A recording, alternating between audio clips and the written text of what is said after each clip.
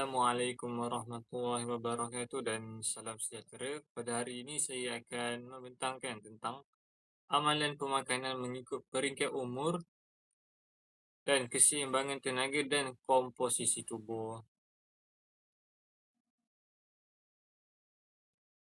Objektif pembentangan kami pada hari ini adalah yang pertama, menganalisis keperluan nutrien mengikut fasa kehidupan. Kedua, menghubung kait keseimbangan tenaga dengan komposisi tubuh. Dan yang tiga, mencadangkan amalan pemakanan yang praktikal. Kepentingannya adalah untuk memberitahu tentang pemakanan yang tidak seimbang boleh menyebabkan malnutrisi sehingga boleh menyebabkan penyakit seperti obesiti dan penyakit kronik. Konsep utama keseimbangan tenaga.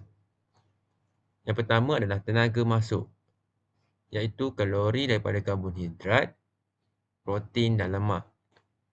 Kedua, tenaga keluar daripada BMR, aktiviti fizikal dan kesan termik makanan. Seterusnya adalah komposisi tubuh, nisbah jisim lemak dan jisim otot.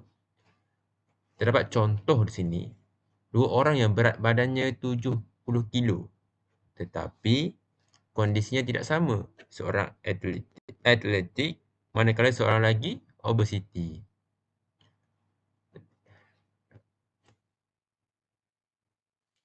Seterusnya kita bergerak kepada amalan pemakanan kepada ibu hamil.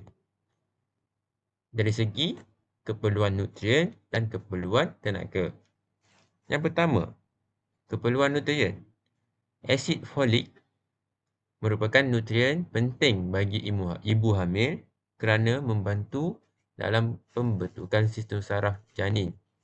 Sebagai contoh, iaitu sayur-sayuran, buah-buahan dan kekacang. Yang kedua adalah zat besi. Diperlukan untuk penghasilan homoglobin dalam darah yang membawa oksigen ke seluruh badan.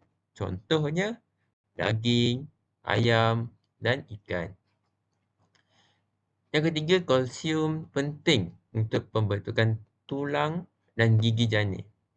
Nutrien ini juga membantu mengekalkan kesihatan tulang ibu semasa kehamilan. Contohnya, susu dan produk-produk kalsium. Yang terakhir bagi nutrien adalah iodin.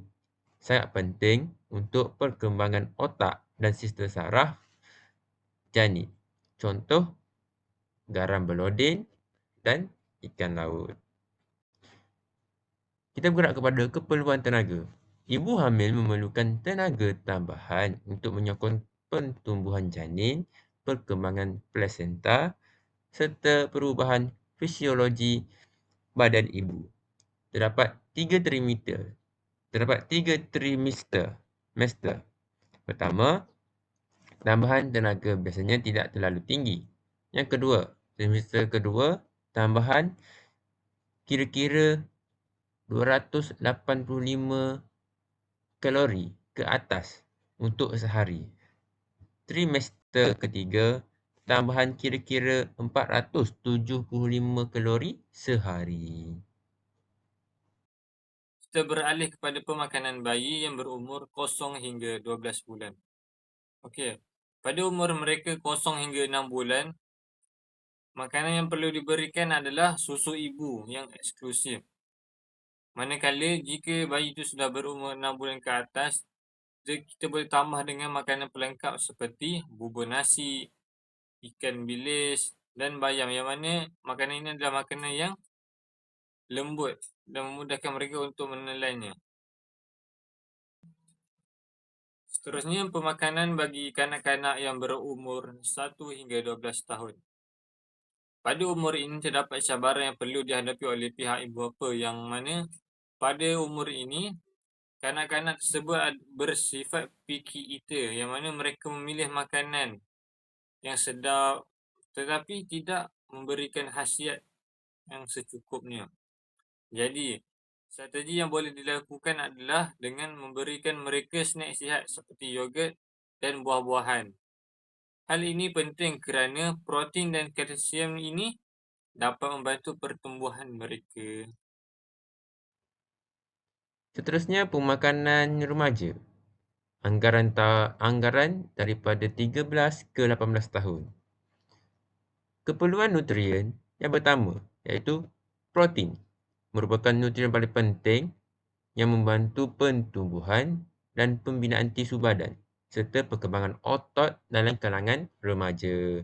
Sebagai contohnya, pemakanan iaitu ayam, ikan, telur, daging dan lain-lain. Yang kedua adalah kalsium. Penting untuk pembentukan tulang dan gigi yang kuat. Contoh, susu, yogurt, sayur-sayuran yang hijau dan keju. Yang ketiga adalah zat besi. Diperlukan untuk pembentukan hemoglobin dalam darah yang berfungsi membawa oksigen ke seluruh badan. Contoh, daging merah, sayur hijau, bijirin, ikan dan kekacang. Yang keempat, vitamin. Diperlukan untuk membantu proses metabolisme, pertumbuhan serta meningkatkan sistem imun badan. Contoh, vitamin A, vitamin B, vitamin C dan vitamin D.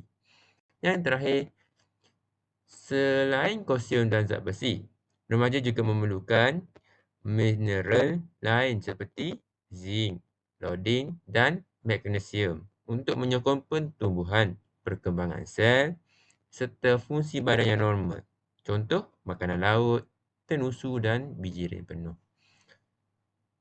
Bagi keperluan tenaga pula, remaja memerlukan tenaga yang mencukupi kerana mengalami pertumbuhan pesat dan melakukan pelbagai aktiviti fizikal seperti bersukan dan belajar.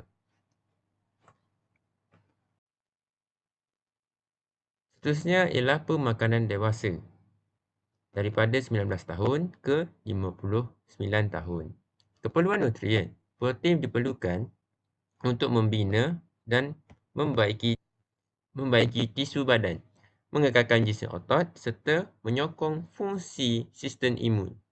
Contoh, ayam, ikan, telur dan daging. Kedua, kalsium penting untuk mengekalkan kekuatan tulang dan gigi serta membantu fungsi saraf dan otot. Sama saja dengan golongan remaja, iaitu susu, sayur-sayur hijau. Zat besi memerlukan untuk membantu pembentukan hemoglobin dalam darah yang membawa oksigen ke seluruh badan. Contoh, daging merah, sayur hijau, bijirin, ikan dan kekacang. Yang keempat, vitamin memainkan peranan penting dalam menyokong sistem imun, metabolisme dan kesihatan sel badan. Contohnya vitamin A, vitamin kompleks dan vitamin C dan vitamin D. Terdapat juga kalsium dan zat-zat besi. Selain zat-zat besi dan kalsium, terdapat juga mineral seperti zinc, magnesium dan iodin yang diperlukan untuk golongan dewasa. Seterusnya ialah keperluan tenaga. Golongan dewasa memerlukan tenaga yang mencukupi untuk menjalankan aktiviti harian seperti bekerja, bergerak dan mengekalkan fungsi tubuh badan.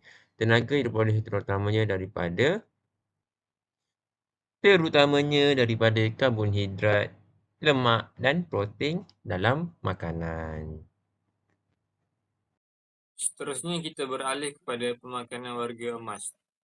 Di sini terdapat masalah yang perlu dihadapi yang mana gigi mereka ini sudah mudah sensitif, iaitu mudah ngilu dan deri rasa mereka sudah berkurang kerana umur mereka telah melonjak. Jadi, strategi yang boleh dicadangkan adalah dengan memberikan makanan yang lembut ataupun makanan yang telah dikisar. Nutrien yang penting dalam makanan mereka ni adalah seperti vitamin B12 dan vitamin D bagi menyokong kesihatan tubuh badan mereka. Terdapat beberapa kesan ketidakseimbangan pemakanan. Yang pertama bagi kanak-kanak ialah obesiti dan diabetes pada usia muda. Bagi golongan dewasa pula adalah sindrom metabolik. Bagi warga emas, sarkopenia iaitu kehilangan jisim otot dan perputaran gigi. Bagi bayi pula adalah kekurangan nutrien dan imuniti rendah terhadap penyakit. Bagi ibu hamil pula adalah kecacatan janin kerana kekurangan asid folik, anemia, gangguan pembentukan tulang. Terdapat konsep yang dipanggil sebagai konsep pinggan sihat. Dalam konsep pinggan sihat ini terbahagi kepada 3 bahagian, iaitu bahagian pertama, separuh pinggan yang terdapat sayur-sayuran dan buah-buahan. Bahagian terbesar pinggan diisi dengan sayur-sayuran dan buah-buahan yang kaya dengan vitamin, mineral dan serat untuk mengekalkan kesihatan tubuh. Yang kedua, suku pinggan protein. Bahagian ini terdiri daripada sumber protein yang membantu untuk membina dan membaiki tisu badan, contohnya ikan, ayam, daging, telur, kacang dan produk soya. Yang terakhir, suku pinggan karbohidrat. Bahagian ini terdiri daripada makanan yang membekalkan tenaga kepada tubuh seperti nasi, roti, mi, bijirin dan ubi-ubian. Kesimpulannya, secara keseluruhan, semua peringkat umur perlu mengamalkan pemakanan sihat dan keseimbangan bagi memenuhi keperluan nutrien serta tenaga yang diperlukan oleh tubuh. Pengambilan makanan yang mengandungi nutrien paling penting seperti protein, vitamin, mineral dan karbohidrat dapat menyokong pertumbuhan, mengekalkan kesihatan tubuh serta memastikan fungsi badan berjalan dengan baik. Selain itu, amalan pemakanan yang sihat juga dapat membantu mencegah pelbagai masalah kesihatan seperti kekurangan zat makanan, obesiti dan penyakit kronik. Oleh itu, setiap individu perlu mengamalkan pemakanan yang seimbang dan berkhasiat agar kesihatan diri sentiasa terpelihara sepanjang hayat. Kita jaga kita. Jagalah pemakanan untuk badan yang sihat. Sekian daripada kami. Terima kasih.